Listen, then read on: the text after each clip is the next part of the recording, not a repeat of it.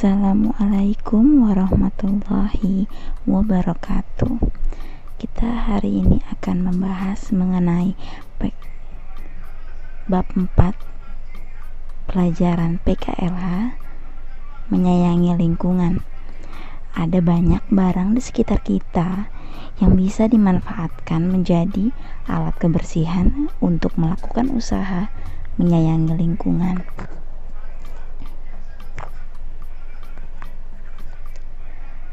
Nih, jenis-jenis permasalahan lingkungan yang ada.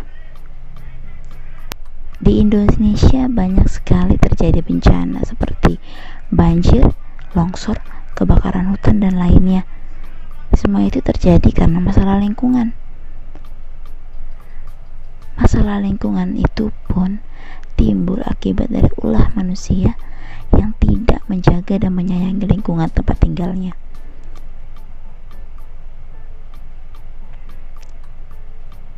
Contoh masalah lingkungan yang ada di Indonesia itu polusi, perubahan iklim, kelebihan populasi penduduk, pembuangan limbah, penggundulan hutan, dan masih banyak lagi permasalahan lingkungan yang terjadi. Di Kota Balikpapan pun sama.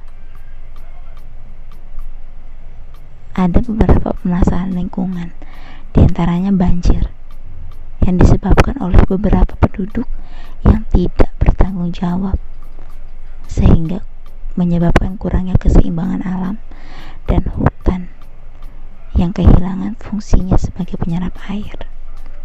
Yang kedua, krisis air bersih. Ternyata di kota besar seperti Balikpapan juga pernah mengalami krisis atau kekurangan air bersih. Warga kota Balikpapan bergantung pada suplai air yang berasal dari waduk tada hujan, waduk Manggar, untuk mengatasi kekurangan atau krisis air bersih. Dan selanjutnya adalah tumpahan minyak. Tahun 2018 yang lalu terjadi kebocoran pipa di perairan kota Balikpapan yang mengakibatkan tumpahnya minyak dan mencemari perairan kota Balikpapan. Hal tersebut bukan hanya menyebabkan tercemarnya perairan, tapi juga menimbulkan aroma yang kurang sedap, serta mencemari udara kota Balikpapan. Jadi, akibat kelalaian tersebut, lingkungan hidup pun menjadi rusak. Selanjutnya, kerusakan hutan bakau. Di kota Balikpapan ini cukup terkenal dengan daerah yang mempunyai banyak hutan bakau. Hutan bakau sendiri memiliki fungsi untuk melindungi tanah yang berada di daerah pesisir dari erosi, abrasi pantai, mencegah dan penyaring alami, tempat hidup dan sumber makanan berbagai jenis satwa. Tapi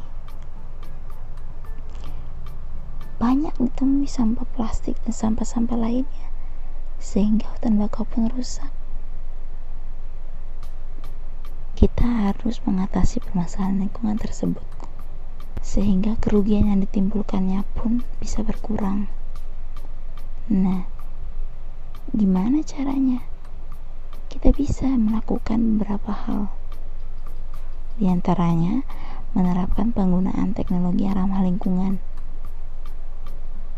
Diperlukannya penegakan hukum yang adil, melakukan pengelolaan daur ulang sampah, melakukan reboisasi terhadap lahan yang gundul, kemudian mengurangi jumlah kendaraan bermotor agar tingkat pencemaran udara berkurang.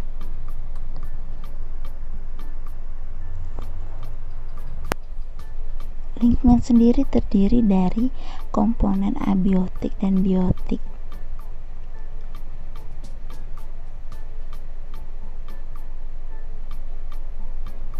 Segala sesuatu yang tidak bernyawa seperti tanah, udara, dan air disebut lingkungan abiotik. Sedangkan yang bernyawa seperti tumbuhan, hewan, manusia, dan mikroorganisme disebut dengan lingkungan biotik. kerusakan lingkungan selain karena faktor bencana alam, bisa juga diakibatkan oleh buruknya perilaku manusia. Jadi, sudah tugas kita untuk melestarikan lingkungan agar lingkungan tetap terjaga.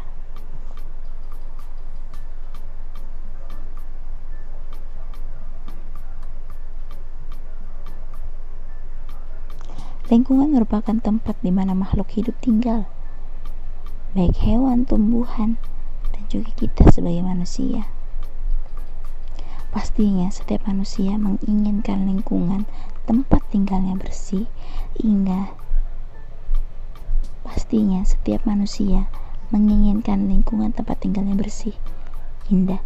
aman, dan nyaman. Oleh karena itu, kita juga harus menjaga dan menciptakan lingkungan yang bersih, indah, aman, dan nyaman tersebut dengan cara membiasakan hidup bersih sejak usia dini, buang sampah di tempat sampah, dan jangan lupa memisahkannya terlebih dahulu, mendaur ulang sampah plastik, dan bisa membuat pupuk kompos yang berasal dari sampah daun kering.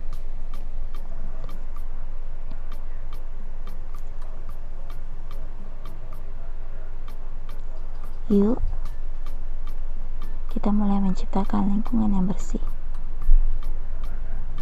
agar kerusakan lingkungan pun bisa berkurang.